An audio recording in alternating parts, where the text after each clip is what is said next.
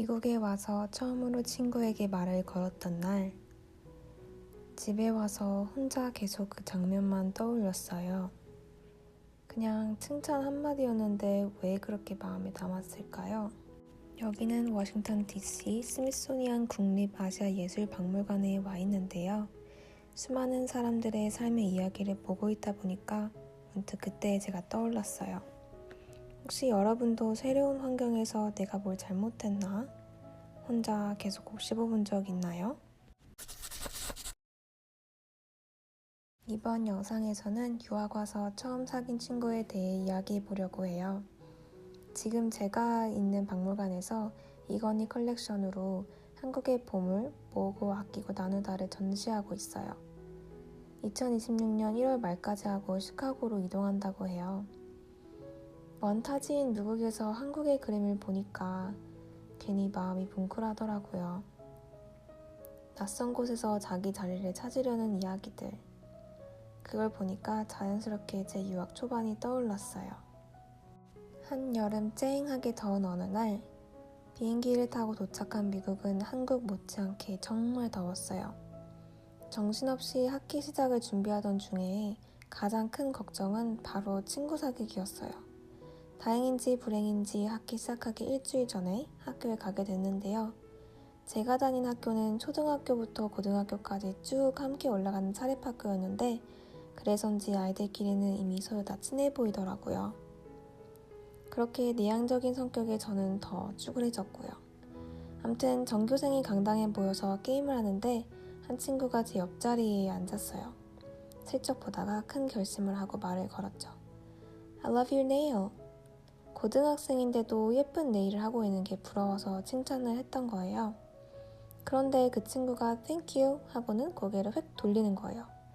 그 순간 제가 고민을 시작했어요. 지금 생각해보면 별거 아닌데 그때는 제 영어 때문인가 싶어서 괜히 더 신경 쓰이고 눈치만 보게 되더라고요. 집에 와서도 생각이 꼬리에 꼬리를 물었어요. 한국에 있을 땐 어떻게 친구 사귀었지? 하면서요. 내성적인 성격의 저는 새로운 환경과 언어 앞에서 더 움츠러들었던 것 같아요. 그렇게 제 소심한 성격이 괜히 더 싫어지기도 했고요. 그리고 드디어 대망의 수업 첫날, 긴장과 설렘으로 눈만 땡그레진 채 종교한 저는 미로 같은 학교에서 교실을 찾아 헤맸어요. 아니 학교가 왜 이렇게 복잡한 거야. 하긴 고등학교 졸업할 때쯤 돼서야 겨우 동선을 외울 정도였으니까요. 그렇게 첫 수업인 월드 히스토리 세계사 수업을 들으러 교실에 앉아 있었는데 앞에 보이는 선생님이 너무 무서워 보였어요. 할아버지 선생님이었는데 눈빛이 굉장히 날카로워 보였거든요. 지금 생각해보면 그때는 그냥 선입견이었을 수도 있어요. 하지만 당시에 저는 모든 게 다 두려웠던 것 같아요. 첫날 수업 정말 하나도 이해가 안 됐어요. 열심히 귀를 기울였지만 뇌는 전혀 이해할 생각이 없었고 그렇게 멍하니 수업이 끝나기 일쑤였죠. 그렇게 일주일이 지났을 즈음에는 여전히 친구는 한 명도 없었고 특히 점심시간이 정말 외로웠어요. 그래서 그나마 같은 수업을 듣는 준에익은 몇 명을 찾아서 슬그머니 같이 꼈어요. 지금 생각해보면 왜 그렇게 혼자 먹는 게 무서운지 모르겠지만 그때 당시에 저한테는 그게 큰 용기였어요. 그 당시에 미국에서는 K-POP 중에서도 BTS가 제일 유명했는데요. 점심시간에 제가 한국인이라는 걸 알고 있던 한 아이가 저한테 먼저 다가왔어요. BTS 팬이라면서 영어로 이것저것 말을 걸어왔죠.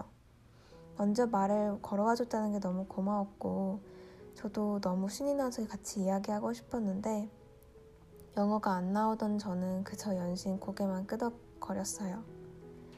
리액션이 돌아오지 않자 그 친구의 말은 점점 줄어들었고 그리고 다음날 그 친구는 다른 테이블에 앉아있더라고요.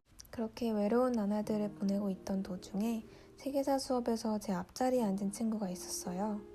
선생님이 매일 인덱스 카드를 가져오라고 하셨었는데 아무것도 몰랐던 저는 그냥 멍하니 앉아 있었죠.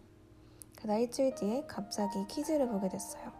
인덱스 카드를 꺼내라는 그 말에 덜컥 겁이 나서 우왕좌왕하고 있는데 앞자리에 앉아있던 그 친구가 방긋 웃으면서 저한테 인덱스 카드를 건네줬어요. 그 순간에 정말 감동을 받았어요. 일주일 내내 극심한 외톨이 상태에서 빠져나올 수 있을 것 같은 한 줄기 희망이 생겼거든요. 또 그렇게 학교에서는 말 한마디 안 했던 저니깐요.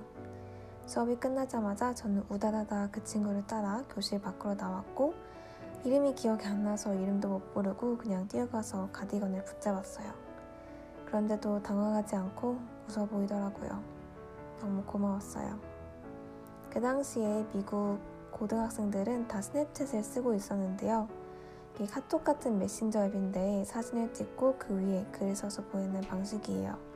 저도 깔아주긴 했는데 아무것도 몰라서 그냥 방치해 놓은 상태였어요.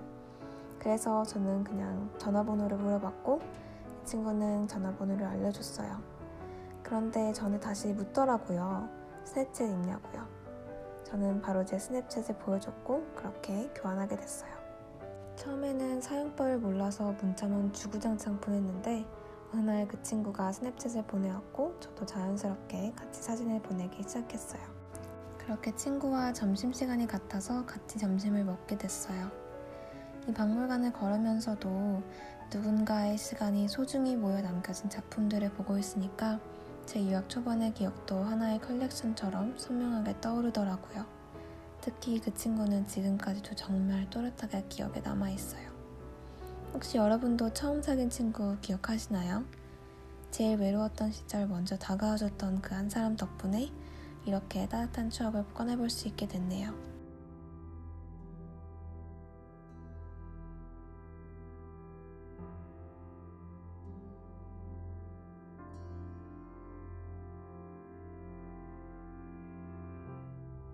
다음에는 더 재미난 영상으로 찾아올게요. 다음 편도 기대해주세요.